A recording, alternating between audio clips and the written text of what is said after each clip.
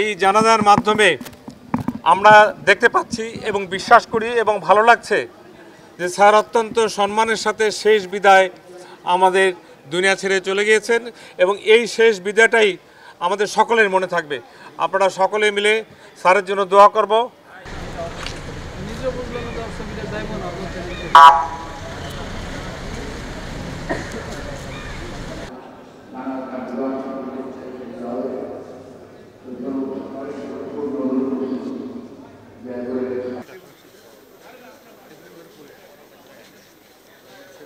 উনি অত্যন্ত মৃদুভাষী ছিলেন, সৎ ছিলেন এবং বর্ণাঢ্য জীবন অধিকারী ছিলেন। উনি ক্যালকাটা হাইকোর্টের সদস্য ছিলেন, প্র্যাকটিস করেছেন। স্বাধীনতা পরবর্তী বাংলাদেশ হাইকোর্টে সুপ্রিম কোর্টে প্র্যাকটিস করেছেন। তার যেই প্রতিভা এবং তার যেই সততা, তার সুন্দর মৃদু ভাষা, আদালতেও কখনো তাকে রাগ করতে আমরা কখনো দেখিনি এবং সহকর্মীদের সঙ্গে তার জুনিয়রদের সঙ্গে কখনো তাকে আমরা রাগ করতে কখনো দেখিনি। শান্ত স্বভাবের মানুষ এবং তীক্ষ্ণ প্রতিভা সম্পন্ন মানুষ ছিলেন। আমাকে বেগম খালেদা জিয়া বলেছিল যে একজন ভালো আইনজীবী খুঁজে বের করে নিয়ে আসো।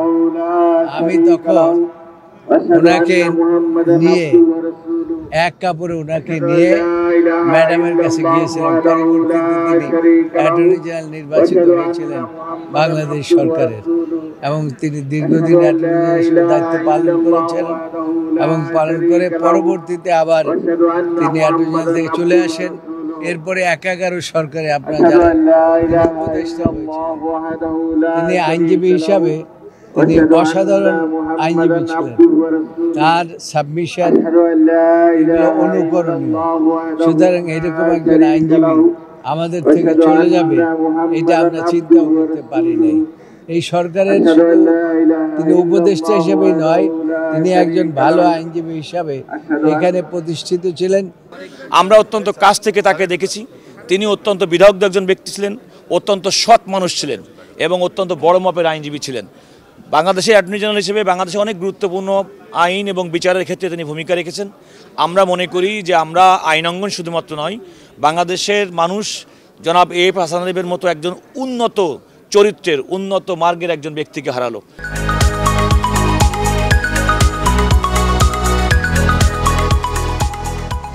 অন্তর্বর্তীকালীন সরকারের গুরুত্বপূর্ণ দায়িত্ব নেওয়ার পরেও ওনাকে যেভাবে দেখেছি আমরা, সেটা হচ্ছে খুব তড়িৎ গতিতে আসলে সিদ্ধান্ত নিতে পারতেন। সিদ্ধান্ত গ্রহণ করার যে ক্ষমতা ওনার মধ্যে ছিল, সেটা অনেক ক্ষেত্রে বলবো রাজনীতিবিদদের যে ক্ষমতাটা থাকে অনেকটা সেরকম। যদিও উনি কোনো রকমের রাজনীতির সাথে কখনোই সে অর্থে যুক্ত ছিলেন না, কিন্তু ওনার এই সিদ্ধান্ত গ্রহণের ক্ষমতাগুলো দেখেছি যে খুবই অভিনব পদ্ধতিতে, এবং ওনার সেই কমান্ডিং ভয়েসটা ছিল যেটার মাধ্যমে উনি আসলে অনেক সমস্যাগুলোকে মোকাবেলা করতে পারতেন এবং যৌক্তিক একটা সমাধানের দিকে হয়তো যাওয়ার বিষয়টাও ওনার মধ্যে সবসময় আমরা দেখেছি।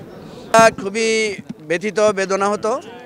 আপনারা জানেন আমাদের এবি পার্টির পক্ষ থেকে আমরা আমাদের নির্বাচন নিবন্ধনের ব্যাপারে আমরা যে মামলাটা করেছিলাম, শ্রদ্ধেয় হাসান আরিফ সাহেব ছিলেন আমাদের মূল কাউন্সিলর, মূল আইনজীবী। তো উনি যখন কোর্টে অ্যাপিয়ার করবেন তার আগেই আপনারা জানেন জুলাই আগস্ট আন্দোলনের ব্যাপকতা বিস্তার লাভ করে। স্যার আমাদের জন্য কোর্টে টাইম নিয়েও দাঁড়াতে পারেন নাই। পরে যখন উনি অ্যাডভাইজার হয়ে গেলেন, আমার সাথে ওনার বঙ্গভবনে যখন দেখা হলো, আমি স্যারকে বললাম যে স্যার আপনার খেদমতটা তো আমরা নিতে পারলাম না। উনি তখন বললেন আমি দোয়া করে দিয়েছি, আপনাদের মামলার যেহেতু গ্রাউন্ড আছে আপনারা জিতবেন। আমি শুধুমাত্র একটু বলতে চাই, ওনার এই দীর্ঘ পেশাগত জীবনে জ্ঞাত বা অজ্ঞাতভাবে আপনাদের কারো কোনো কষ্ট দিয়ে থাকলে আপনারা ওনাকে মাফ করে দিবেন, এটাই আমার বিনীত অনুরোধ। এবং উনি আপনাদের কারো কাছে কোনো লোন নিয়ে থাকলে আমার সাথে যোগাযোগ করবেন, আমি সেটা পরিশোধ করার চেষ্টা করবো ইনশাআল্লাহ। আপনারা সবার জন্য দোয়া করবেন। আল্লাহ হাফেজ।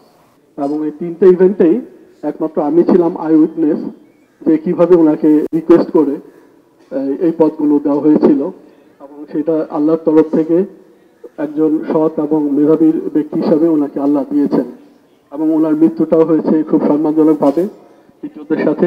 আপনারা সবাই আমার স্যারের জন্য দোয়া করবেন।